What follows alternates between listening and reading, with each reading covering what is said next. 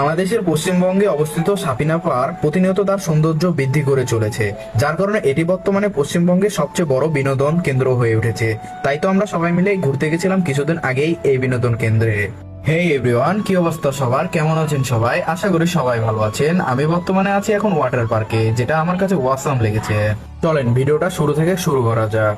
এখন আমরা কোথায় যাব? ওয়াটার পার্কে যাব। হ্যাঁ অবশ্যই। ওয়াটার পার্কে কত টাকা করে খরচ? 300 টাকার মধ্যে আনলিমিটেড নাকি? এই রোদে এত ঘোরাঘুরি করার পর ভাই আমার খুব বেশি পানি পিপাসা লেগেছে। আমি পানি খাই, আপনাদের সাথে পরে কথা বলছি। তবে এখানে শুধু পানি না, অন্যান্য খাবার দাবার সবই পাবেন, কারণ এর ভিতরে সম্পূর্ণ ক্যান্টিন আছে, দোকানপাট সবই আছে।